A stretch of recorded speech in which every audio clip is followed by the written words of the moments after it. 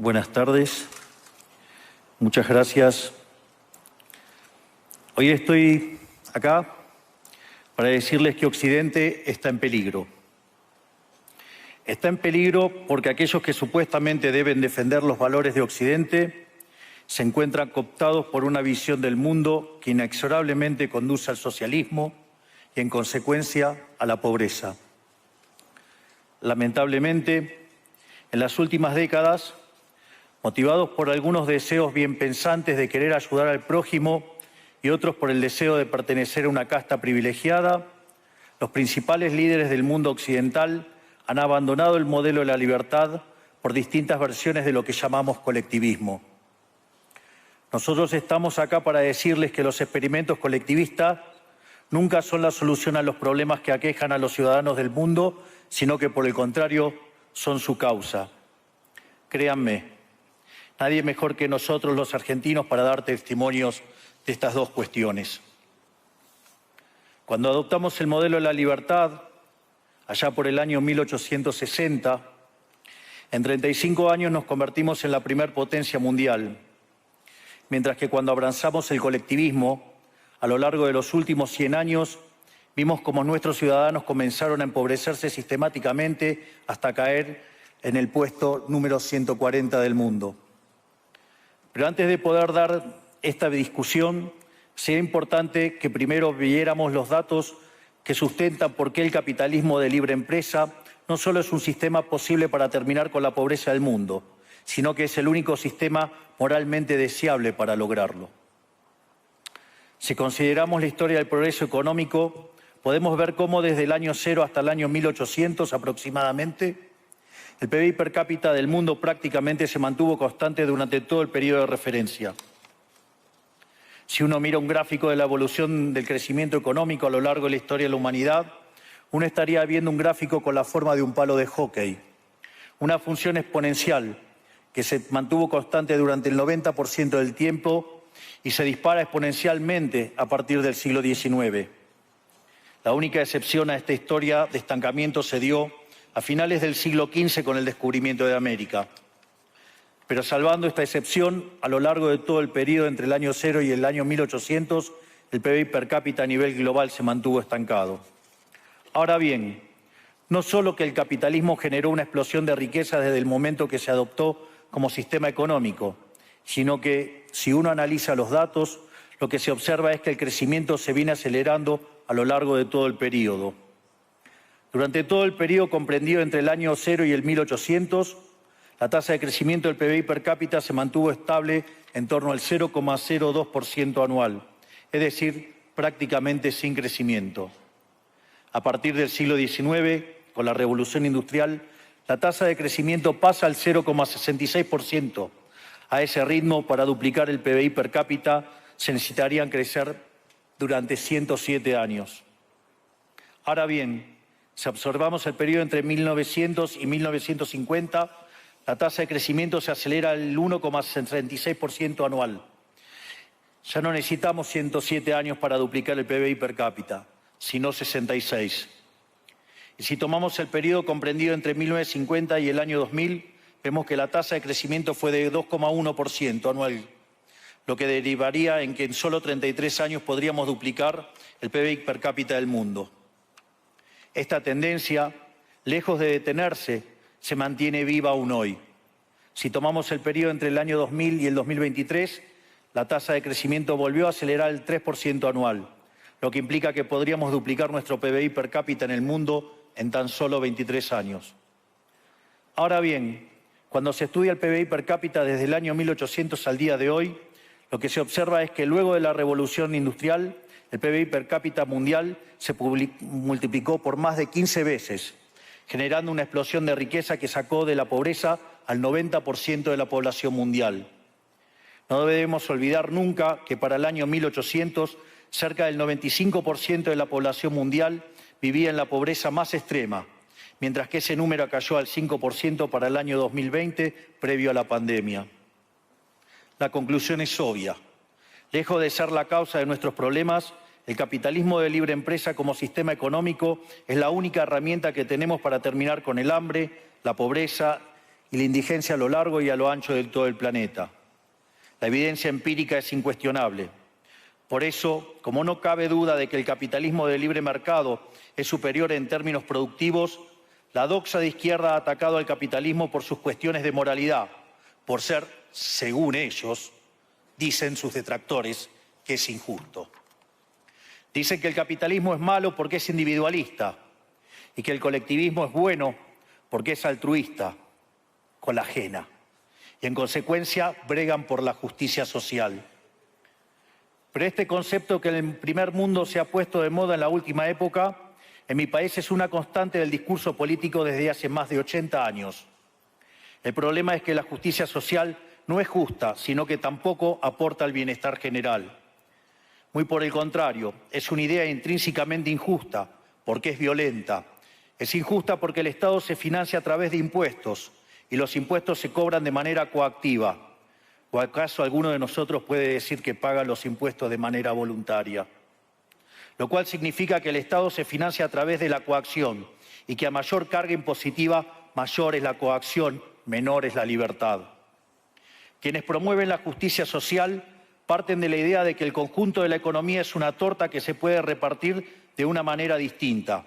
Pero esa torta no está dada, es riqueza que se va generando en lo que, por ejemplo, Israel Kirzler llama un proceso de descubrimiento de mercado. Si el bien o servicio que ofrece una empresa no es deseado, esa empresa quiebra a menos que se adecúe a lo que el mercado le está demandando. Si genera un producto de buena calidad a un buen precio atractivo, le va a ir bien y va a producir más. De modo que el mercado es un proceso de descubrimiento en el cual el capitalista encuentra sobre la marcha el rumbo correcto. Pero si el Estado castiga al capitalista por tener éxito y lo bloquea en este proceso de descubrimiento, destruye sus incentivos y las consecuencias de ello es que va a producir menos y la torta será más chica, generando perjuicio para el conjunto de la sociedad. El colectivismo, al inhibir estos procesos de descubrimiento y al dificultar la apropiación de lo descubierto, ata al emprendedor de las manos y le imposibilita producir mejores bienes y ofrecer mejores servicios a un mejor precio. ¿Cómo puede ser entonces que desde la academia, los organismos internacionales, la política y la teoría económica se demonice un sistema económico que no solo ha sacado de la pobreza más extrema el 90% de la población mundial y lo hace cada vez más rápido, sino que además es justo y moralmente superior? Gracias al capitalismo de libre empresa, hoy el mundo se encuentra en su mejor momento. No hubo nunca en toda la historia de la humanidad un momento de mayor prosperidad que el que vivimos hoy. El mundo de hoy es más libre, más rico, más pacífico y más próspero que en cualquier otro momento de nuestra historia. Esto es cierto para todos, pero en particular para aquellos países que son libres, donde respetan la libertad económica y los derechos de propiedad de los individuos. Porque aquellos países que son libres son 12 veces más ricos que los reprimidos. El decil más bajo de la distribución de los países libres vive mejor que el 90% de la población de los países reprimidos. Tiene 25 veces menos cantidad de pobres en el formato estándar y 50 veces menos en el formato extremo. Y por si eso fuera poco, los ciudadanos de los países libres viven un 25% más que los ciudadanos de los países reprimidos. Ahora bien, para entender qué venimos a defender, es importante definir de a qué hablamos nosotros cuando hablamos de libertarismo. Para definirlo, retomo las palabras del máximo prócer de las ideas de la libertad de Argentina, el profesor Alberto Venegas Lynch, dijo que dice: el libertarismo es el respeto irrestricto del proyecto de vida del prójimo, basado en el principio de no agresión y en defensa del derecho a la vida, a la libertad y a la propiedad, cuyas instituciones fundamentales son la propiedad privada, los mercados libres de intervención estatal, la libre competencia, la división del trabajo y la cooperación social, donde solo se puede ser exitoso sirviendo al prójimo con bienes de mejor calidad a un mejor precio. Dicho de otro modo, el capitalista, el empresario exitoso, es un benefactor social que, lejos de apropiarse de la riqueza ajena, contribuye al bienestar general. En definitiva, un empresario exitoso es un héroe. Este es el modelo que nosotros estamos proponiendo para la Argentina del futuro. Un modelo basado en los principios fundamentales del libertarismo: la defensa de la vida, de la libertad y de la propiedad. Ahora bien, Si el capitalismo de libre empresa y la libertad económica han sido herramientas extraordinarias para terminar con la pobreza en el mundo, y nos encontramos hoy en el mejor momento de la historia de la humanidad, vale la pena preguntarse ¿por qué digo entonces que Occidente está en peligro? Digo que Occidente está en peligro justamente porque en aquellos países que deberíamos defender los valores del libre mercado, la propiedad privada y las demás instituciones del libertarismo, sectores del establishment político y económico, algunos por errores en su marco teórico y otros por ambición de poder, están socavando los fundamentos del libertarismo, abriéndole las puertas al socialismo y condenándonos potencialmente a la pobreza, a la miseria y el estancamiento. Porque nunca debe olvidarse que el socialismo es siempre y en todo lugar un fenómeno empobrecedor, que fracasó en todos los países que se intentó. Fue un fracaso en lo económico, fue un fracaso en lo social, fue un fracaso en lo cultural y además asesinó a más de 100 millones de seres humanos. El problema esencial de Occidente hoy es que no solo debemos enfrentarnos a quienes, aún luego de la caída del muro y la evidencia empírica abrumadora, siguen bregando por el socialismo empobrecedor, sino también a nuestros propios líderes, pensadores y académicos que, amparados en un marco teórico equivocado, socavan los fundamentos del sistema que nos ha dado la mayor expansión de riqueza y prosperidad de nuestra historia. El marco teórico al que me refiero es el de la teoría económica neoclásica, que diseña un instrumental que, sin quererlo, termina haciendo funcional la intromisión del Estado, el socialismo y la degradación de la sociedad.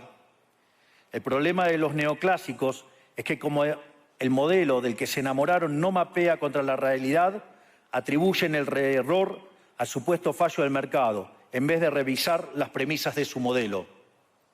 Sobre pretexto de un supuesto fallo de mercado, se introducen regulaciones que lo único que generan es distorsiones en el sistema de precios que impiden el cálculo económico y, en consecuencia, el ahorro, la inversión y el crecimiento. Este problema radica esencialmente en que ni siquiera los economistas supuestamente libertarios comprenden qué es el mercado, ya que si se comprendiera, se vería rápidamente que es imposible que exista algo así como un fallo de mercado. El mercado no es una mera descripción gráfica de una curva de oferta y otra de demanda en un gráfico. El mercado es un mecanismo de cooperación social donde se intercambian voluntariamente derechos de propiedad. Por lo tanto, dada esta definición, hablar de fallo de mercado es un oxímoron. No existe el fallo de mercados. Si las transacciones son voluntarias, el único contexto en el que puede haber un fallo de mercado es si hay coacción. Y el único con la capacidad de coaccionar de manera generalizada es el Estado, que tiene el monopolio de la violencia. En consecuencia, si alguien considera que hay un fallo de mercado, les recomendaría que revisen si hay intervención estatal en el medio. Y si encuentran que no hay intervención estatal en el medio, les sugiero que hagan de nuevo el análisis porque definitivamente está mal. Los fallos de mercado no existen. Un ejemplo de los supuestos fallos de mercado que describen los neoclásicos son las estructuras concentradas de la economía. Sin embargo, sin funciones que presenten rendimientos crecientes a escala, cuya contrapartida son las estructuras concentradas de la economía, no podríamos explicar el crecimiento económico desde el año 1800 hasta hoy. Fíjense qué interesante. Desde el año 1800 en adelante, con la población multiplicándose más de 8 o 9 veces, el producto per cápita creció más de 15 veces. Es decir, existen rendimientos crecientes.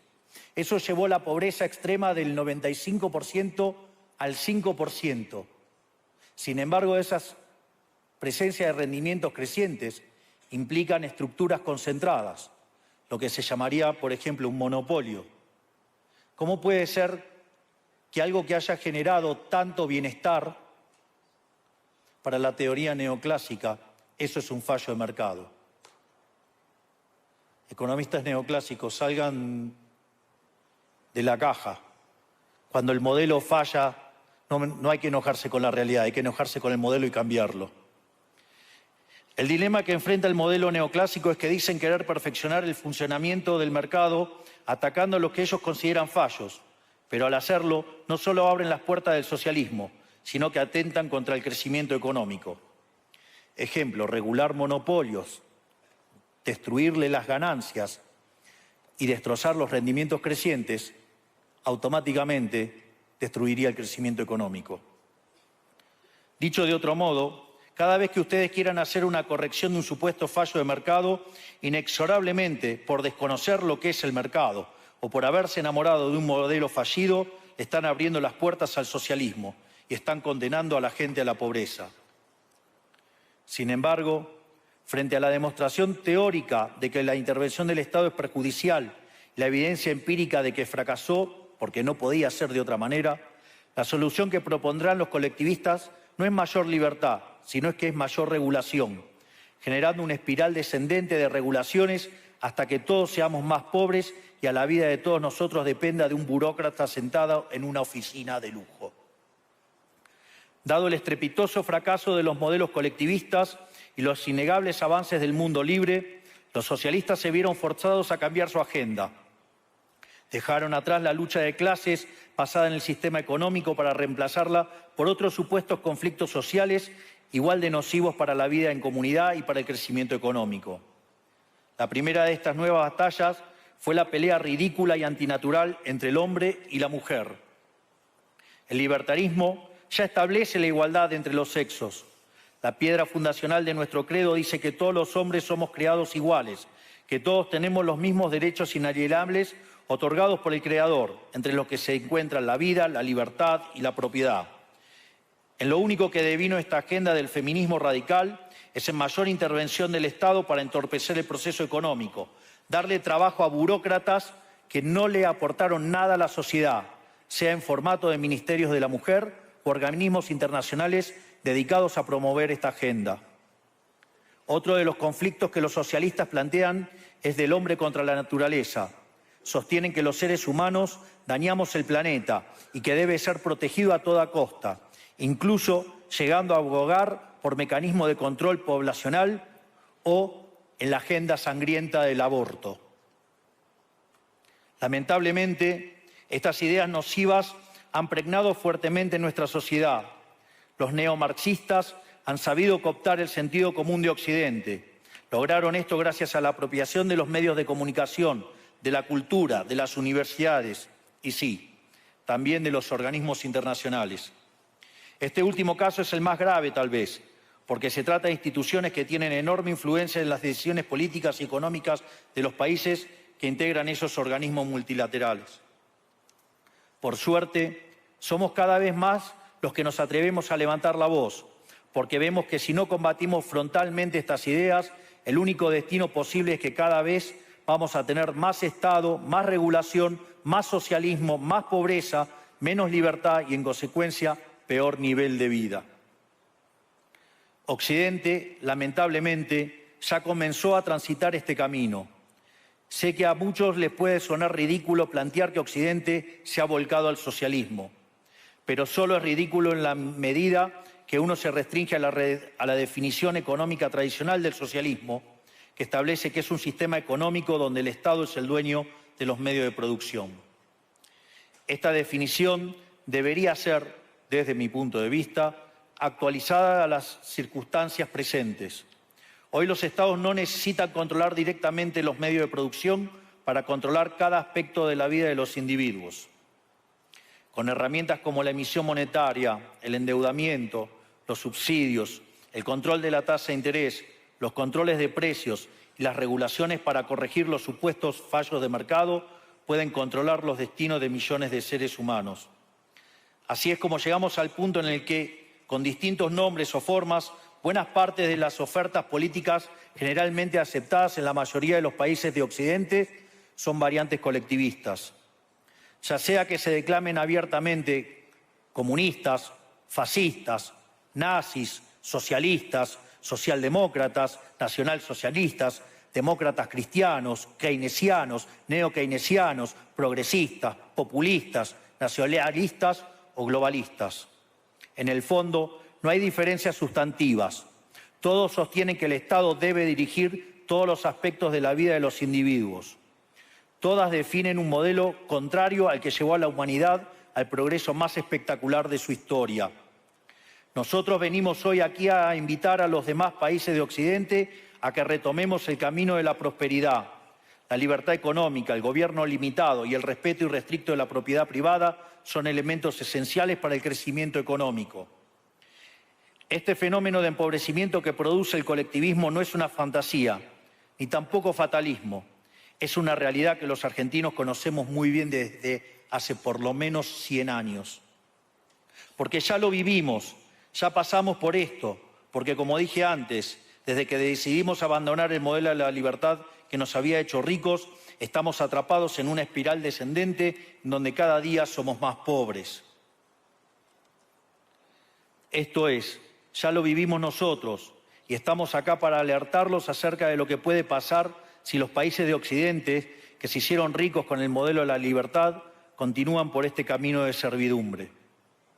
El caso argentino es la demostración empírica de que no importa cuán rico seas, cuántos recursos naturales tengas, no importa cuán capacitada esté la población, ni cuán educada sea, ni cuántos lingotes de oro haya en las arcas del Banco Central. Si se adoptan medidas que entorpecen el libre funcionamiento de los mercados, la libre competencia, los sistemas de precios libres, si se entorpece el comercio, si se atenta contra la propiedad privada, el único destino posible es la pobreza. Por lo tanto, para finalizar, quiero darles un mensaje a todos los empresarios aquí presentes y a los que no están, pero nos están siguiendo desde todas partes del planeta. No se dejen amedrentar ni por la casta política ni por los parásitos que viven del Estado. No se entreguen a una clase política que lo único que quiere es perpetuarse en el poder y mantener sus privilegios. Ustedes son benefactores sociales, ustedes son héroes, ustedes son los creadores del periodo de prosperidad más extraordinario que jamás hayamos vivido. Que nadie les diga que su ambición es inmoral.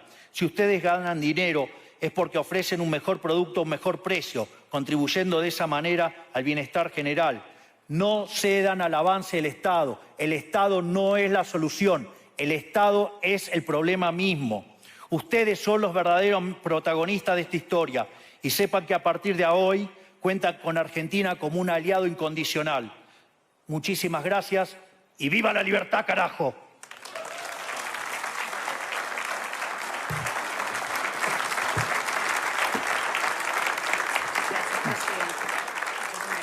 Gracias. Vamos a salir por la derecha también y vamos a pasar. Fantástico. Gracias.